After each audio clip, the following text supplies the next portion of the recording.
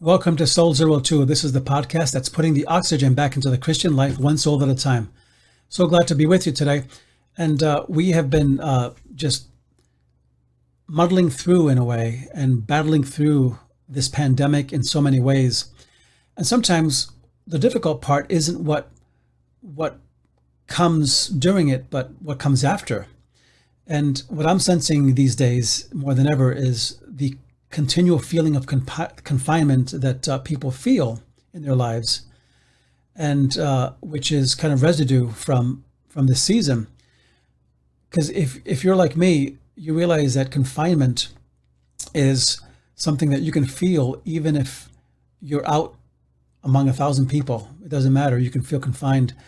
But so we're going to be talking the next two times about the meaning of confinement. We've done this in audio form before, I think a couple months ago, but I'm going to start making these in video form so that people can benefit from them who want to watch the videos. And the videos will have more details and graphics, obviously, and things like that. But I want to thank you so much for listening and for watching and for engaging with us. And we hope to grow this podcast. So with that, I'd like to invite you to check out our website, soul02.com, and please subscribe to our YouTube channel. That is, I just started it like maybe 2 months ago, and we're trying to build it up, and I believe this blesses you and benefits you. So please bless us back and just subscribe to it, and see what God does. But in the future, I want to also point out that we're going to be just changing things here and there and doing different ideas, maybe in the fall. But today specifically, I want to talk about this idea of confinement, but specifically 6 signs that you're in a season of confinement. I don't mean that you're confined, but that you're in a season of confinement. And when I say season of confinement, it means that when you're in a season, no matter what you do, you're in that season. You can't just flip a switch and stop the season. Especially when God's behind it or God allowed you to walk through it, you have to let it, like a storm, burn itself out until it finishes. And so 6 signs that you're in a confinement. But Charles Dickens, his opening line of A Tale of Two Cities, encapsulates this season we're living in. He says it was the best of times. It was the worst of times. It was the age of wisdom. It was the age of foolishness. It was the epoch of belief. It was the epoch of incredulity. It was the season of light. It was the season of darkness. It was the spring of hope. It was the winter of despair. And if any other season ever felt like that, this is it. With this season, most people have been confined and are coming out of confinement only to find that feeling of confinement is still with them.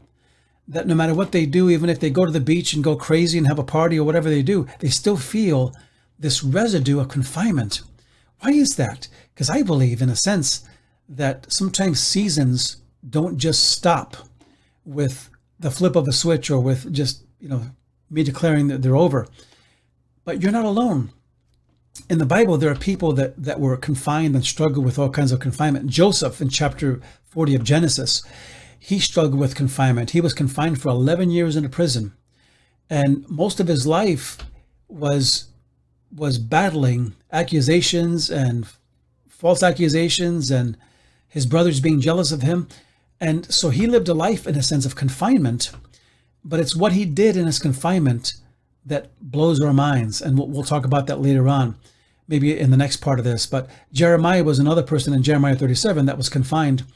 And he was thrown into this deep well. And it says, and Jeremiah sank in the mud. If that isn't a definition of what it feels to be confined, where you're kind of in quicksand and you can't get out. Then Paul, the apostle, he spent years in prison where he did awesome things. And sometimes in our confinement, we can do greater things than if we were free. And maybe that's one reason why we go through seasons of confinement, because God is saying, there's something in you I'm trying to pull out of you like gold. So confinement is difficult because if we don't remain focused, it can turn a home into a cage. And when you're in a season of confinement, it doesn't matter whether you're in your home or out of your home, you're going to still feel that confinement. But when you're in that place where you're trusting God with all your heart, it doesn't matter how confined you are. You're as free as a bird because you know that He's in charge and nothing's gonna destroy your life, that you're gonna be okay through it. So 6 signs that you're in a season of confinement. The first one is this: claustrophobia. Claustrophobia has been defined by a medical news article as a form of anxiety disorder in which an irrational fear of having no escape or being closed in can lead to panic. It's that feeling like the walls are closing in and you kind of are flipping out and you're saying, what am I going to do? And I've seen people go through this even when they're not in a physically confined environment, even when they're not homebound, because life can be those walls, because a trial or a tribulation can be those walls closing in on you. So in physical incarceration, for instance, movements are limited, and people are limited to a room or a yard or, let's say, a mess hall. And we can easily fall into a rut of limitedness when we're in this season.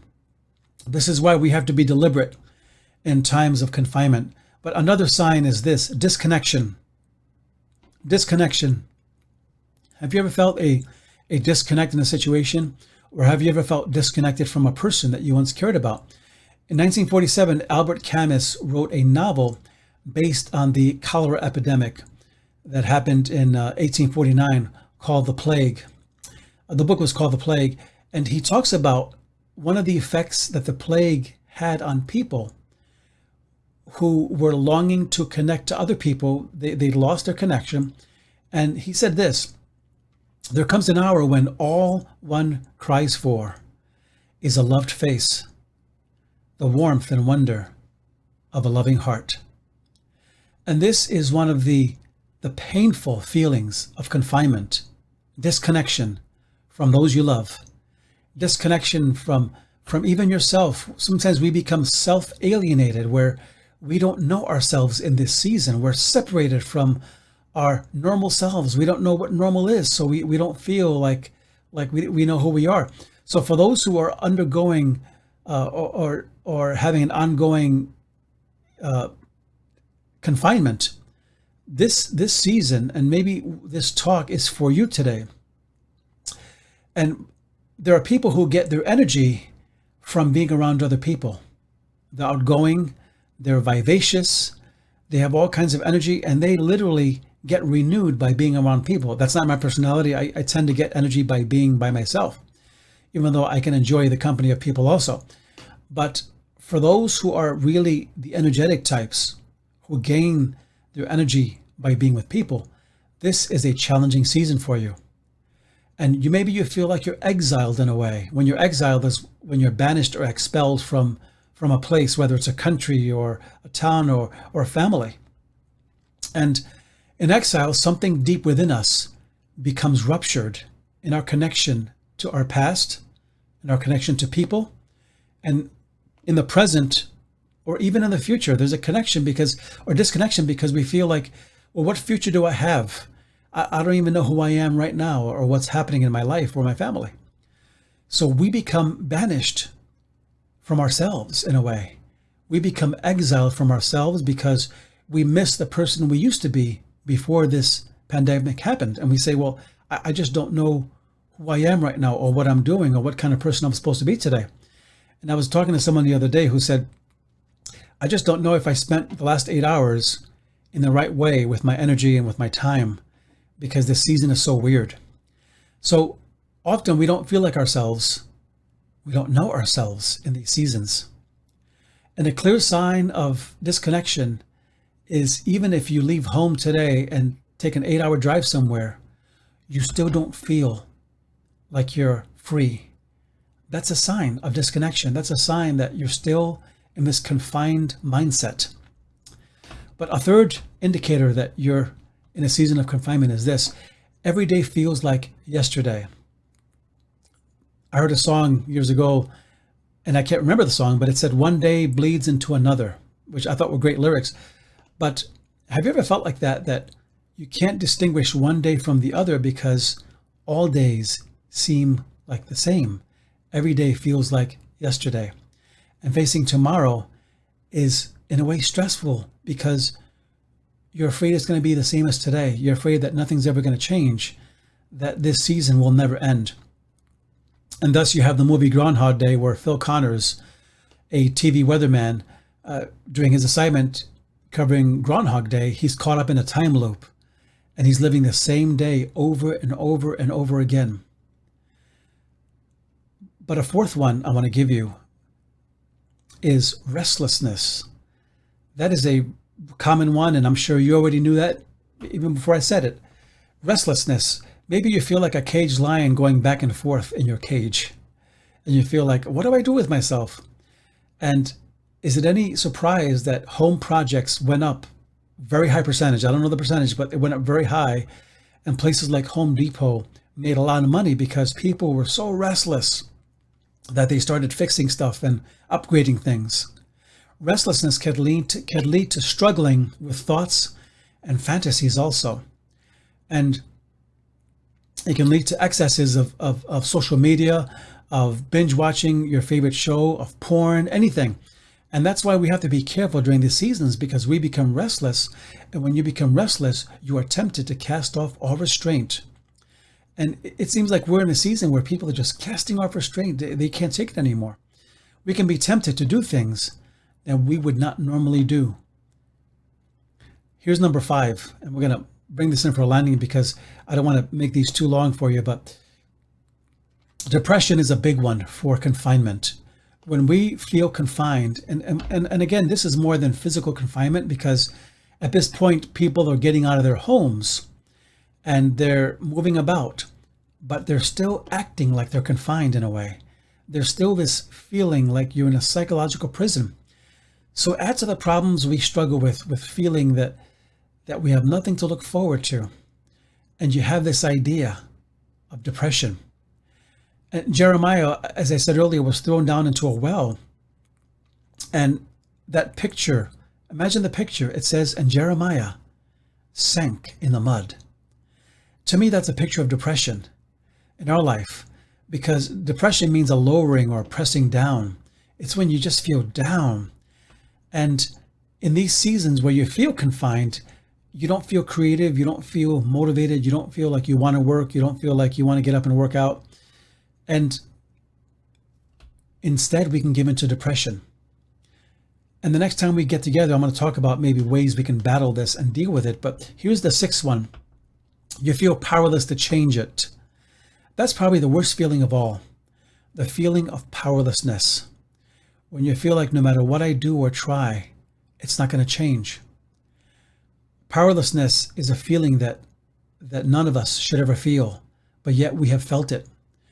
You know that something should change. You long for it to change, but you don't have the power to do it. And this is what I mean by having this season of confinement, that maybe you feel like you're out of it in a sense, in a physical sense, but maybe spiritually or psychologically, you're still in it. And you feel like, when is this season going to end? And so I want to encourage you today that as we move forward, as whether you're a Christian or not a Christian, if you're not a Christian, this is the time to really find God, because he will find you. If you look for him, he'll find you. But I want to just encourage you to not give up in this season that seems to be dragging on now, the season that seems to be continuing and continuing. And don't give up, because if you have God and if you trust in God, he's going to get you through. And there's going to be time for your creativity and time for hope in the future. But you have to be faithful now, and don't give up now, and don't let yourself go now.